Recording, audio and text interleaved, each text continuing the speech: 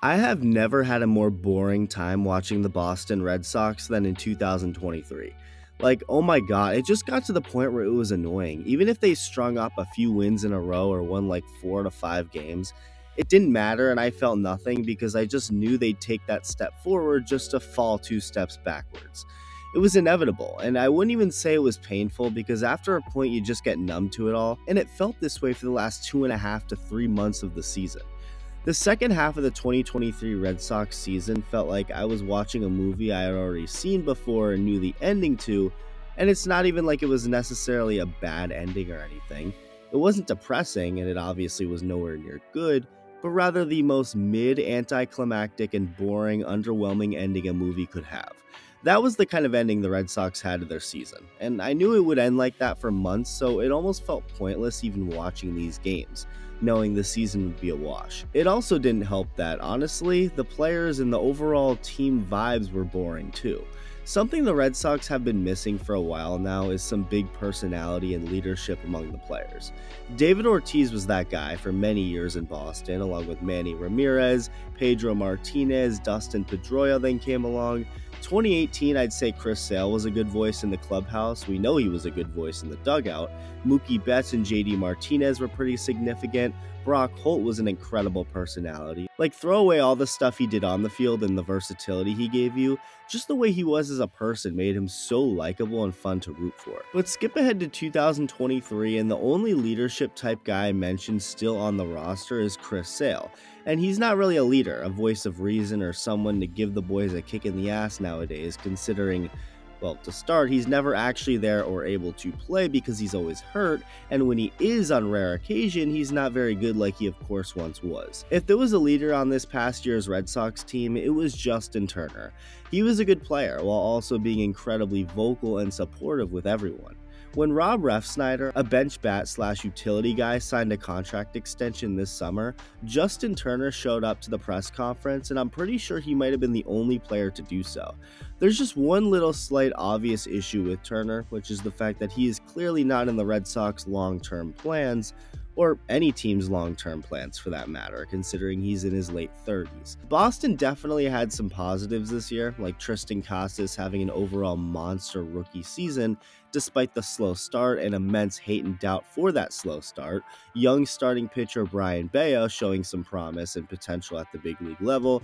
Like, yeah, that's pretty cool and all, but it was overall an incredibly boring team. Just not much personality or fun vibes. Rafael Devers, the franchise star who will be in Boston for the next decade after signing his big contract, could have been looked at as a potential leader. Can't really look at him as a kid anymore, but it really seems like that won't ever be the case. He's in fact made it pretty clear that he gets kind of shy and isn't necessarily looking to be that big outspoken voice, which is totally fine, but just yet another reason why this team needs to find a leader.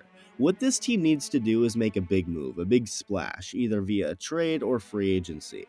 Not just to do it, obviously, they need to be smart, but I've had enough of this team going into spring training with low expectations and hoping to be better than what most think. Having that mentality has gotten the Red Sox a last place finish the last couple of years, and with Chaim Bloom gone, I have more faith that this team will go out and start making some noise, some big splashes. What will that noise look like? Juan Soto. Maybe. Hopefully. Now, I'm going to make things clear. If you couldn't tell already, I'm a Red Sox fan, so I'm not going to sit here and act like I won't care if Soto goes to Boston. I would be over the moon, but I also am not going to act like he's 100% coming here. I have no idea if he's actually coming to the Red Sox, but I do feel him joining this team would change this franchise for the better in multiple ways. First things first, Juan Soto still has a year left on his current contract, so he's still a Padre. With that said, the Padres are also looking to cut payroll a pretty considerable amount this offseason. How will they do that? They have some options, with one of those options, of course, being via a Juan Soto trade. I was very anti-trading for Juan Soto when it came to any team, not just the Red Sox. I couldn't understand why any team would even remotely consider giving away future assets for Soto when he's hitting the free agent market in a year. Just wait. But the more I think about it, the more it potentially makes sense. Like I said, Soto has just 1 year left on his contract, meaning you wouldn't have to give up as much talent to get him. When the Padres traded for him in the summer of 22, they were getting 2.5 years of Juan Soto. So obviously it warranted a Herschel Walker type trade between them and the Nationals to acquire him. But with just 2024 left, it clearly won't be as high of a return. With that said though, he's still Juan Soto, and an entire season is still an entire season. You're not just gonna get him for a bag of chips and some slapdick prospect. We giving fam up for Renfro and a damn slapdick prospect? It's gonna take giving up some talent, but again, not nearly as much as it originally would have been, so that's a plus. Here's another must for me for whoever trades for Soto if a trade does happen. They need to immediately extend him, like basically start and end negotiations as soon as the trade is done. And honestly, I have no doubt in my mind that that's what would happen. Whether it's the Mets trading for him, the Yankees, the Red Sox, whoever, I'm convinced they're gonna soon after extend him to the massive contract he's been looking for. So that's my prediction. If a Soto trade happens, wherever he gets traded to, that's where he will be the rest of his career. There's just no way any team trades for just 1 year of him. As for the Red Sox, though, this is exactly what this team needs. A player like Juan Soto. He is the definition of everything the Red Sox lacked in 2023. He's fun, has a lot of personality, is always smiling, laughing, really good with his teammates as far as we know, is incredibly confident and not afraid of any pitcher, and oh yeah, he's also an incredible hitter, one of the best in the game. That's important too. He's got everything, maybe not quite the defense, but who cares? If he's getting on base more than anyone and hitting the daylights out of baseballs, that won't matter. Playing half of his games at Fenway Park would also be perfect for Soto, someone who loves to drive the ball the other way to left center and left field. He'd be peppering the Green Monster on a nightly basis while also lifting out home runs out there. The dude would be hitting baseballs out of the park like he's a right-handed power hitter too. It really doesn't matter where he plays at the end of the day. Juan Soto is going to continue to be Juan Soto, but it would be fun seeing him at Fenway as a Red Sox fan. And like I said, he's exactly what this team and clubhouse needs. Some fire, some more personality. Someone who we know isn't afraid of the big moments, is going to be supportive of everyone around him. Even though he's still so young, I can genuinely see Juan Soto being a leader on this Red Sox team. Where he's currently at in San Diego, it's an interesting dynamic to say the least. He's one of 4 superstar position players in the starting lineup, and Manny Machado seems to be the guy and overall leader since he's been there the longest. But in Boston, Soto would be the star of the team, the best player, and honestly, I could see him being a leader in that clubhouse. It is wild to think that Soto will only be 25 through the entirety of the next season. He's been in the league since 2018. By 2019, he was bullying veterans like Justin Verlander and Garrett Cole during the World Series and helping his team win a championship.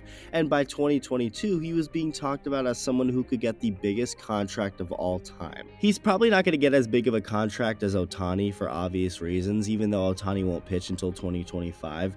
But he's still going to get the ultimate bag. So none of these teams should be shocked during negotiations, whether it's the Padres, Red Sox, Mets, Yankees, whoever.